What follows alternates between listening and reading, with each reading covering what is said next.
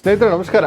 ನಮ್ಮ ಸಮಾಜದಲ್ಲಿ ಒಂದು ವಿಚಿತ್ರವಾದ ಟ್ರೆಂಡ್ ಶುರುವಾಗಿದೆ. ಯಾರಾದರೂ ಸಮಾಜಕ್ಕೆ ಒಳ್ಳೇದು ಮಾಡ್ತಾ ಇದ್ದಾರೆ, ಅಭಿವೃದ್ಧಿ ಕೆಲಸಗಳಿಗೆ ಕೈ ಹಾಕಿದ್ದಾರೆ ಅಂದ್ರೆ ಅವ್ರ ಕಾಲೆಳೆಯುವುದು ಅಥವಾ ಅವರ ಮೇಲೆ ಯಾವುದಾದ್ರೂ ಒಂದು ಕಾನೂನು ಕುಣಿಕೆ ಬಿಗಿಯೋದು ಅಥವಾ ಅವರ ಚಾರಿತ್ರ್ಯ ಹರಣ ಮಾಡೋದು ಒಂದು ಸಾಮಾನ್ಯವಾಗಿ ನಡೀತಾ ಇರುವಂತಹ ವಿಚಾರ. ಇವತ್ತು ನಾನು ನಿಮ್ಮ ಮುಂದೆ ಇಡುತ್ತಿರುವಂತಹ ವಿಚಾರ ಕೂಡ ಅಂತಹದ್ದೇ ಒಂದು ಕೃತಜ್ಞತೆ ಇಲ್ಲದ ಒಬ್ಬ ನರಹೇಡಿಯ ಒಂದು ಕಥೆಯನ್ನ ಬಿಚ್ಚಿಡ್ತಾ ಇದ್ದೀವಿ. ಇದು ಗಾಳಿ ಸುದ್ದಿ ಅಲ್ಲ, ವಾಟ್ಸ್ಆಪ್ ಫಾರ್ವರ್ಡ್ ಅಲ್ಲ, ಬದಲಾಗಿ ಮಾರ್ಚ್ 17ನೇ ತಾರೀಕು 2023ರಂದು ಮಂಗಳೂರು ಜಿಲ್ಲಾಧಿಕಾರಿಗಳ ನ್ಯಾಯಾಲಯದ ಅಧಿಕೃತ ತೀರ್ಪಿನ ಆದೇಶದ ಪ್ರತಿಯನ್ನ ನಿಮಗೆ ತೋರಿಸುವ ಮೂಲಕ ಇವತ್ತು ಈ ವಿಡಿಯೋನ ಮಾಡ್ತಾ ಇದ್ದೇನೆ.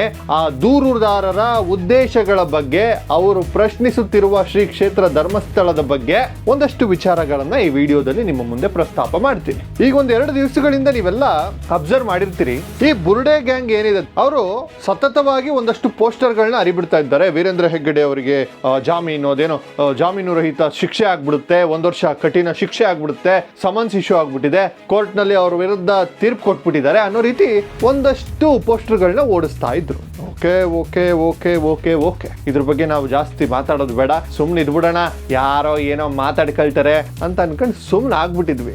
ಧರ್ಮಸ್ಥಳದ ವಿಚಾರಕ್ಕೆ ಬಂದಾಗ ನಾವು ಬಹಳ ಸೂಕ್ಷ್ಮವಾಗಿ ಯೋಚನೆ ಮಾಡ್ಬೇಕಾಗತ್ತೆ. ಏನ್ ನಡೀತಾ ಇದೆ ರೀ, ಎಷ್ಟು ವರ್ಷ ಎಷ್ಟು ದಿನ ಈ ರೀತಿ ವಿಚಾರಗಳು ನಡೀತವೆ ಅಂತ ಯೋಚನೆ ಮಾಡ್ತಾ ಸ್ಟಾರ್ಟ್ ಮಾಡಿ. ಆಗ ಒಂದು ವಿಚಾರ ಹೊರಗಡೆ ಬಂತು. ಈ ಸೋಮನಾಥ ನಾಯಕ ಈ ವ್ಯಕ್ತಿ ಇದನ್ನಲ್ಲ, ವ್ಯಕ್ತಿಗೆ ಪಾಪ ಏಜ್ ಆಗಿದೆ, ನಾನು ಯಾಕೆ ಆತನನ್ನ ಅವನು ಇವನು ಅಂತ ಇದ್ದೀನಿ ಅಂತಂದ್ರೆ ಆತನಿಗೆ ಮರ್ಯಾದೆಯನ್ನು ಉಳಿಸಿಕೊಳ್ಳುವಂತಹ ಯಾವುದೇ ನೈತಿಕತೆ ಇಲ್ಲ, ಯೋಗ್ಯತೆ ಇಲ್ಲ, ಆ ಮನುಷ್ಯನಿಗೆ ಮರ್ಯಾದೆಗೆ ಅರ್ಹನಲ್ಲ. ಆ ಕಾರಣಕ್ಕಾಗಿ ಅವನನ್ನ ಅವನು ಇವನು ಅಂತ ಇದ್ದೀನಿ. ನೋಡಿ, ಧರ್ಮಸ್ಥಳ ಮತ್ತು ಡಾಕ್ಟರ್ ವೀರೇಂದ್ರ ಹೆಗ್ಗಡೆ ಅವರ ಬಗ್ಗೆ ನಾವು ಅದು ಮಾಡ್ಬಿಟ್ವಿ, ಇದು ಮಾಡ್ಬಿಟ್ವಿ, ಅದೇನೋ ಪುಸ್ತಕ ಬರೀತೀನಿ, ಅದೇನೇನೋ ಕತೆಗಳನ್ನ ಹೇಳ್ಕೊಂಡು ಬರ್ತಾ ಇದ್ದ ಈ ವ್ಯಕ್ತಿ. ನಾನು ಕತೆ ಹೇಳ್ಬಿಡ್ತೀನಿ ಕೇಳಿ. ಧರ್ಮಸ್ಥಳ ಮತ್ತು ಡಾಕ್ಟರ್ ವೀರೇಂದ್ರ ಹೆಗ್ಗಡೆ ಅವರ ಬಗ್ಗೆ ನಾವಿಲ್ಲಿ ಅತಿಯಾದ ವೈಭೀಕರಣ ಮಾಡಬೇಕಾದಂತಹ ಅಗತ್ಯವಿಲ್ಲ, ಆದ್ರೆ ವಾಸ್ತವವನ್ನ ನಾವು ಒಪ್ಕೊಳ್ಳೇಬೇಕು. ಕಳೆದ 5 ದಶಕಗಳಲ್ಲಿ ಅವರು ಶಿಕ್ಷಣ, ಗ್ರಾಮಾಭಿವೃದ್ಧಿ ಯೋಜನೆ ಹಾಗೂ ರೂಟ್ ಸೆಟ್ ಮೂಲಕ ನಾಡಿನ ಲಕ್ಷಾಂತರ ಜನರಿಗೆ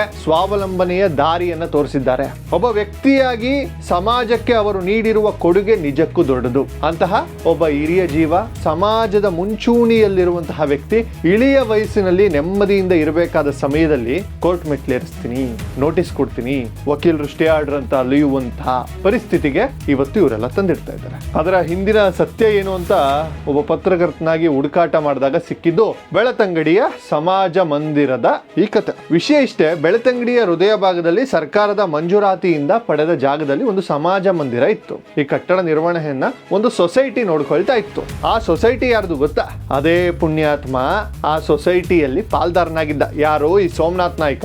ಇವ್ರ ಶಿಷ್ಯ ಇನ್ನೊಬ್ಬ ಇದ್ದಾನೆ, ಅವನು. ಈ ಇಬ್ರುಗಳು ಅದನ್ನ ನಾವು ನೋಡ್ಕೊಳ್ತೀವಿ ಅಂತ ಹೇಳಿ ಬಂದ್ರು. ಆದ್ರೆ ವರ್ಷಗಳು ಕಳೆದಂತೆ ಆ ಕಟ್ಟಡ ಸಂಪೂರ್ಣವಾಗಿ ಶಿಥಿಲವಾಯಿತು.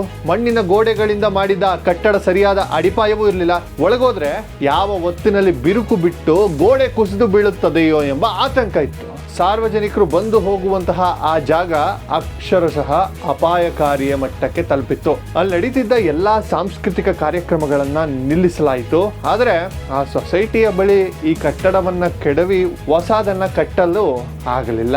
ರಿಪೇರಿ ಮಾಡುವಷ್ಟು ಆರ್ಥಿಕ ಶಕ್ತಿಯೂ ಇರಲಿಲ್ಲ, ಮನಸ್ಸು ಇರಲಿಲ್ಲ. ಈ ಹಂತದಲ್ಲಿ ಈಗ ಹೆಗ್ಗಡೆ ಅವರ ಮೇಲೆ ಕೇಸ್ ಹಾಕಿದ್ದಾರಲ್ಲ ಈ ರಂಜನ್ ರಾವ್ ಯಡೂರು ಮತ್ತು ಸೋಮನಾಥ್ ನಾಯ್ಕ ಮುಂತಾದವರು, ಇವರೇ ಖುದ್ದಾಗಿ ಹೆಗ್ಗಡೆ ಅವರ ಮೊರೆ ಹೋಗ್ತಾರೆ. ನಮ್ಮಿಂದ ಈ ಸಮಾಜ ಮಂದಿರವನ್ನ ಉಳಿಸಿಕೊಳ್ಳಲಾಗ್ತಾ ಇಲ್ಲ, ನೀವೇ ಇದರ ಅಧ್ಯಕ್ಷತೆಯನ್ನು ವಹಿಸಿಕೊಂಡು ಅಭಿವೃದ್ಧಿ ಮಾಡಿಕೊಡಿ ಅಂತ ಮನವಿ ಮಾಡಿಕೊಟ್ರು. ಯೋಚನೆ ಮಾಡಿ, ಆ ಹಳೆಯ ಕಟ್ಟಡವನ್ನ ಹಾಗೆಯೇ ಬಿಟ್ಟಿದ್ರೆ ಯಾವನೋ ಒಬ್ಬ ದಾರಿ ಹೋಕನ ಮೇಲೆ ಬಿದ್ದು ಪ್ರಾಣಾಪಾಯವಾಗುವ ಸಾಧ್ಯತೆ ಇತ್ತು. ಆಗ ಡಾಕ್ಟರ್ ವೀರೇಂದ್ರ ಹೆಗ್ಗಡೆ ಅವರು ಸಾರ್ವಜನಿಕರ ಹಿತದೃಷ್ಟಿಯಿಂದ ಸೊಸೈಟಿಯವರ ಮನವಿಗೆ ಸ್ಪಂದಿಸಿ ಆ ಜವಾಬ್ದಾರಿಯನ್ನು ಒಪ್ಕೊಂಡ್ರು. ಸರ್ವ ಸದಸ್ಯರ ಒಪ್ಪಿಗೆಯ ಮೇರೆಗೆ ಹಳೆಯ ಕಟ್ಟಡವನ್ನ ಸುರಕ್ಷಿತವಾಗಿ ತೆರವುಗೊಳಿಸಿ ಸರಿಸುಮಾರು 3 ಕೋಟಿ ರೂಪಾಯಿಗಳಿಗೂ ಅಧಿಕ ಸ್ವಂತ ಖರ್ಚಿನಲ್ಲಿ ಬಡವರ ಮದುವೆ, ಸಾರ್ವಜನಿಕ ಕಾರ್ಯಕ್ರಮಗಳಿಗಾಗಿ ಒಂದು ಆಧುನಿಕ ಬಯಲು ರಂಗಮಂದಿರವನ್ನ ನಿರ್ಮಾಣ ಮಾಡಲು ಶುರು ಮಾಡಿದ್ರು. ಆದ್ರೆ ಅಸಲಿ ಆಟ ಶುರುವಾಗಿದ್ದೇ ಇಲ್ಲಿ. ಕಟ್ಟಡ ನಿರ್ಮಾಣ ಬಹುತೇಕ ಮುಗಿಯುವ ಹಂತಕ್ಕೆ ಬಂತು.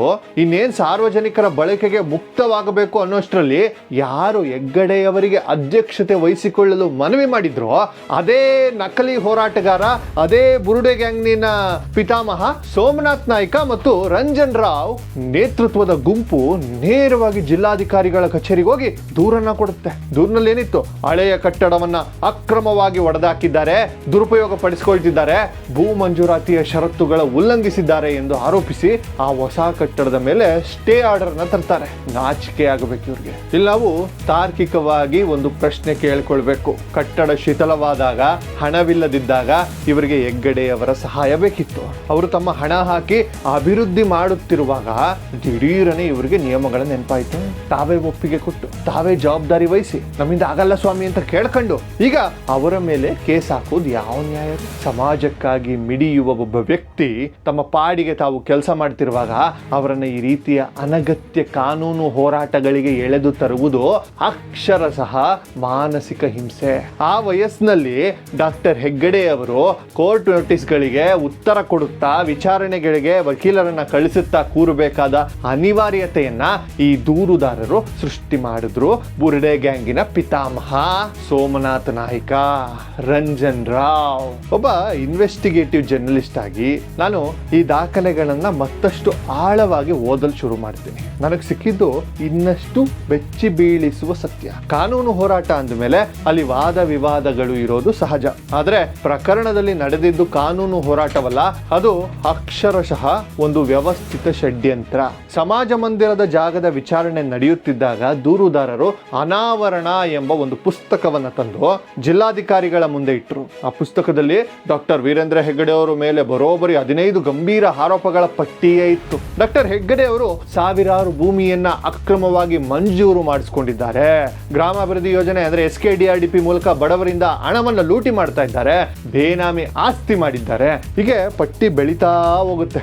ಒಬ್ಬ ಪತ್ರಕರ್ತನಾಗಿ ನಾನು ಕೇಳೋದಿಷ್ಟೇ, ಸಮಾಜ ಮಂದಿರದ ಕೇಸ್ಗೂ ಈ ಆರೋಪಗಳಿಗೂ ಏನ್ರಿ ಸಂಬಂಧ? ಸಮಾಜ ಮಂದಿರದ ಕೇಸ್ಗಳಲ್ಲಿ ಗೆಲ್ಲಲು ಸಾಧ್ಯವಿಲ್ಲ ಅಂತ ಗೊತ್ತಾದಾಗ ಹೆಗ್ಗಡೆ ಅವರ ಘನತೆಗೆ ಮಸಿ ಬಳಿಯಲು ನೀವು ಕಂಡುಕೊಂಡ ಅಡ್ಡದಾರಿಯೇ ಇದು. ಇನ್ನ ಹೇಳಬೇಕು ಅಂತಂದ್ರೆ, ನಂಬಿದವರೇ ಬೆನ್ನಿಗೆ ಚೂರಿ ಹಾಕಿದಾಗ ಯಾವ ಮನುಷ್ಯನಿಗಾದ್ರೂ ನೋವಾಗುವುದು ಸಹಜ. ಇಳಿ ವಯಸ್ಸಿನಲ್ಲಿರುವಂತಹ ಒಬ್ಬ ಸಮಾಜ ಸೇವಕನಿಗೆ ದಿನನಿತ್ಯ ಕೋರ್ಟ್ ಕಚೇರಿಗೆ ಅಲೆಯುವಂತೆ ಮಾಡುವುದು ಮಾನಸಿಕ ಹಿಂಸೆಯಲ್ಲದೆ ಮತ್ತೇನಂತ. ಈ ಬುರುಡೆ ಗ್ಯಾಂಗ್ನ ಪಿತಾಮಹನ ಉದ್ದೇಶ ಎಷ್ಟೊಂದು ವಿಕೃತವಾಗಿತ್ತು ಅಂದ್ರೆ, ಸ್ವತಃ ಜಿಲ್ಲಾಧಿಕಾರಿಗಳೇ ತಮ್ಮ ತೀರ್ಪಿನಲ್ಲಿ ಇದನ್ನ ಉಲ್ಲೇಖಿಸಬೇಕಾಯಿತು. ಈ ಆರ್ಡರ್ನ 10ನೇ ಪೇಜ್ ಅನ್ಸುತ್ತೆ, ಅದ್ರಲ್ಲಿ ಒಂದ್ಸಲ ನಾನು ಹಾಕ್ತೀನಿ ನೋಡಿ. ಅಲ್ಲಿ DC ಅವರು ಬಳಸಿದ ಪದ ಮನದಾಳದ ಕುದಿ. ಇದರ ಅರ್ಥ ಏನ್ ಗೊತ್ತಾ? ಅಭಿವೃದ್ಧಿ ಕೆಲಸಗಳನ್ನ ಸಹಿಸಿಕೊಳ್ಳಲು ಸಾಧ್ಯವಾಗದ ಅಸೂಹೆ ಅಥವಾ ಹೊಟ್ಟೆ ಕಿಚ್ಚು. ಹೆಗ್ಗಡೆ ಅವರು ಮಾಡುತ್ತಿರುವ ರಾಷ್ಟ್ರಮುಖಿ ಅಭಿವೃದ್ಧಿ ಕಾರ್ಯಗಳಲ್ಲಿ ಪಾಲುದಾರರಾಗಲು ಇವರಿಂದ ಯೋಗ್ಯತೆನೂ ಇಲ್ಲ, ಇಲ್ಲವೇ ಇಲ್ಲ, ಇವರಿಂದ ಸಾಧ್ಯನೂ ಇಲ್ಲ. ಆ ಅಭಿವೃದ್ಧಿಯನ್ನ ನೋಡಿ ಹೊಟ್ಟೆ ಉರಿ ಮಾತ್ರ ಪಡ್ಕೊಂಡು ಆ ಉರಿಯನ್ನ ಅರಗಿಸಿಕೊಳ್ಳಲಾರದೆ ಇಂತಹ ಅಸಂಬದ್ಧ ಆರೋಪಗಳನ್ನ ಮಾಡ್ತಾ ಇದ್ದಾರೆ ಅಂತ ಜಿಲ್ಲಾಧಿಕಾರಿಗಳು ನೇರವಾಗಿ ಚಾಟಿಯನ್ನ ಬೀಸ್ತಾರೆ. ಕೇವಲ ಹೊಟ್ಟೆ ಕಿಚ್ಚು ಅಷ್ಟೇ ಅಲ್ಲ ವೀಕ್ಷಕರೇ, DC ಆರ್ಡರ್ನ 9ನೇ ಪುಟದಲ್ಲಿ ಇನ್ನೊಂದು ಬೆಚ್ಚಿ ಬೀಳಿಸುವ ಸಾಲಿದೆ. ಶ್ರೀ ಕ್ಷೇತ್ರದ ಅಭಿವೃದ್ಧಿಯನ್ನ ಸಹಿಸದ ಸಮಾಜ ವಿರೋಧಿ, ಧರ್ಮ ವಿರೋಧಿ ಮತ್ತು ರಾಷ್ಟ್ರ ವಿರೋಧಿ ಶಕ್ತಿಗಳು ಈ ಸುಸಂಘಟಿತ ಷಡ್ಯಂತ್ರವನ್ನ ರೂಪಿಸಿವೆ ಎಂದು ದಾಖಲು ಮಾಡಲಾಗಿದೆ. ಯೋಚನೆ ಮಾಡ್ರಿ, ಸಮಾಜ ಮಂದಿರದ ಒಂದು ಸಣ್ಣ ಜಾಗದ ಕೇಸ್ನಲ್ಲಿ ರಾಷ್ಟ್ರ ವಿರೋಧಿ ಎಂಬ ಪದ ಬಳಕೆಯಾಗಿದೆ ಎಂದ್ರೆ ಇದರ ಹಿಂದಿರುವ ಕೈಗಳು ಎಷ್ಟು ದೊಡ್ಡವು. ಧರ್ಮಸ್ಥಳದಂತಹ ಸಂಸ್ಥೆಯನ್ನ ಕುಗ್ಗಿಸುವುದು ಎಂದ್ರೆ ಅದು ಕೇವಲ ಒಂದು ಕ್ಷೇತ್ರಕ್ಕೆ ತೊಂದರೆ ಕೊಡುವುದಲ್ಲ, ಅದು ನಮ್ಮ ನಾಡಿನ ಆರ್ಥಿಕ ಮತ್ತು ಸಾಮಾಜಿಕ, ವಿಶೇಷವಾಗಿ ಹಿಂದೂಗಳ ಬೆನ್ನೆಲುಬನ್ನು ಮುರಿಯುವಂತಹ ಪ್ರಯತ್ನವನ್ನ ಈ ಕಮ್ಯುನಿಸ್ಟ್ ಸೋಮನಾಥ ನಾಯ್ಕ ಮಾಡ್ತಾನೆ. ಸೋಮನಾಥ ನಾಯ್ಕನಿಗೆ ಬೆಂಗಾವಲಾಗಿದ್ದು ಯಾರು? ಅವನ ಶಿಷ್ಯ ಯಾರು ಅಂದ್ರೆ ರಂಜನ್ ರಾವ್. ಈ ಇಬ್ಬರು ಸೇರಿ ಇಡೀ ಧರ್ಮಸ್ಥಳವನ್ನ ಮುಗಿಸುವ ಕೆಲಸಕ್ಕೆ ಅವತ್ತಿಂದನೇ ಮಾಡಿದ್ರು. ನಾನು ಅದಕ್ಕೆ ಅವಾಗಲೇ ಹೇಳಿದೆ, ಬುರುಡೆ ಗ್ಯಾಂಗಿನ ಪಿತಾಮಹ ಈ ಸೋಮನಾಥ್ ನಾಯ್ಕ. ಆದ್ರೆ ನ್ಯಾಯದ ಕಣ್ಣಿಗೆ ಮಣ್ಣೆರಚಲು ಸಾಧ್ಯವಾ? ನೋ. 17ನೇ ಮಾರ್ಚ್ 2023ರಂದು ಮಂಗಳೂರು ಜಿಲ್ಲಾಧಿಕಾರಿಗಳ ನ್ಯಾಯಾಲಯವು ಈ ಇಡೀ ಪ್ರಕರಣಕ್ಕೆ ಒಂದು ತಾರ್ಕಿಕ ಅಂತ್ಯವನ್ನಾಡುತ್ತೆ. ಆ ಅಂತಿಮ ತೀರ್ಪಿನಲ್ಲಿ ಜಿಲ್ಲಾಧಿಕಾರಿಗಳು 3 ಪ್ರಮುಖ ಅಂಶಗಳನ್ನ ಸ್ಪಷ್ಟಪಡಿಸಿದ್ದಾರೆ.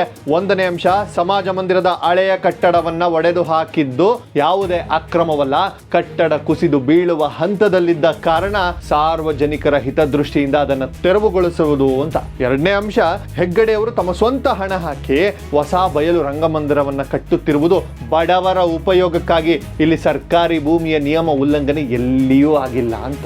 ಇನ್ನು ಮೂರನೇ ಅಂಶ, ದೂರುದಾರರು ತಂದಿದ್ದ ಆ 15 ಸುಳ್ಳು ಆರೋಪಗಳನ್ನ ಜಿಲ್ಲಾಧಿಕಾರಿಗಳು ಇರ್ಲೆವೆಂಟ್ ಎಂದು ಘೋಷಣೆ ಮಾಡಿ ಸಮಾಜಮುಖಿ ಕೆಲಸಗಳನ್ನ ಸಹಿಸಲಾಗದೆ ಮಾಡಿರುವ ಆ ಆರೋಪಗಳಿಗೆ ಈ ನ್ಯಾಯಾಲಯದಲ್ಲಿ ಯಾವುದೇ ಬೆಲೆ ಇಲ್ಲ ಅಂತ ಕಡಾಖಂಡಿತವಾಗಿ ಹೇಳಿಬಿಟ್ರು. ಅಂತಿಮವಾಗಿ ಡಾಕ್ಟರ್ ವೀರೇಂದ್ರ ಹೆಗ್ಗಡೆ ಅವರು ಕಟ್ಟುತ್ತಿದ್ದ ಆ ಕಲಾಭವನದ ಮೇಲೆ ಈ ದೂರುದಾರರು ತಂದಿದ್ದ ತಡೆಯಾಜ್ಞೆಯನ್ನ ಜಿಲ್ಲಾಧಿಕಾರಿಗಳು ರದ್ದುಪಡಿಸಿದ್ರು. ಕಾಮಗಾರಿಯನ್ನ ಮುಂದುವರಿಸಲು ಹಸಿರು ನಿಶಾನೆಯನ್ನ ತೋರಿಸಿದ್ರು.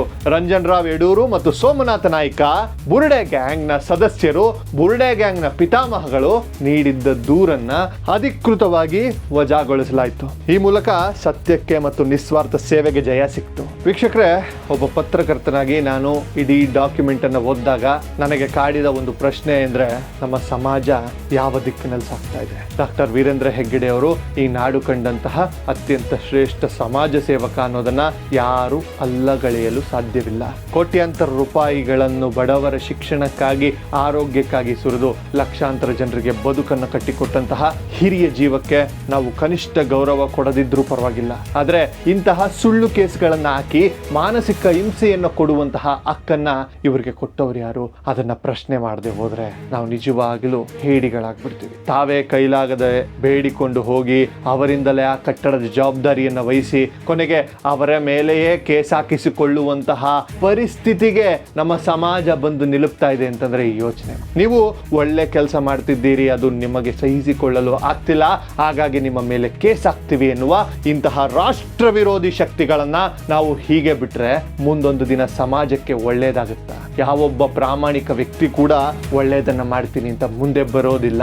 ಅಂತಹ ಸ್ಥಿತಿಗೆ ಬಂದ್ಬಿಡ್ತೀವಿ. ಡಾಕ್ಟರ್ ವೀರೇಂದ್ರ ಹೆಗ್ಗಡೆ ಅವರು ಈ ಎಲ್ಲ ಅಪಮಾನ ನಿಂದನೆಗಳನ್ನ ನುಂಗಿಕೊಂಡು ಕಾನೂನಿನ ಮೂಲಕವೇ ಉತ್ತರವನ್ನ ಕೊಟ್ಟರು ಮತ್ತು ಹಿಂದಿಗೂ ಸಮಾಜ ಸೇವೆಯನ್ನ ಮುಂದುವರಿಸ್ತಾ ಇದ್ದಾರೆ.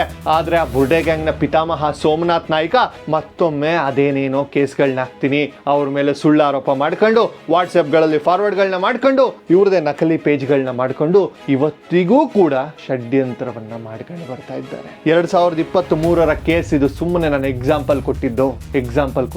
ಈ ರೀತಿಯ 10 ಹಲವು ಕೇಸ್ಗಳು ಇವರ ಮೇಲೆ ಅದು ಮಾಡಿದ್ರು, ಇದು ಮಾಡಿದ್ರು, ಸೌಜನ್ಯ ಮಾಡಿದ್ರು.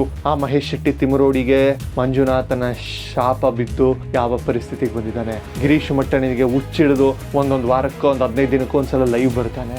ಇಬ್ಬರು ಶಿಷ್ಯಂದ್ರು ಹೋದ್ರು.